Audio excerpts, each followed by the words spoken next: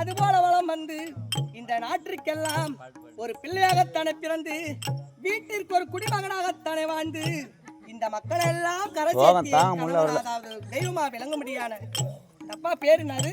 அவர் பேரா புஷ்பநாதன். புஷ்பநாதன் புஷ்பநாதன் அப்பேற்பட்ட புஷ்பன் என்றால் மலர் சொல்லுவாங்க. ஆமா, பாடாத மலராக பாடாத புஷ்பமாக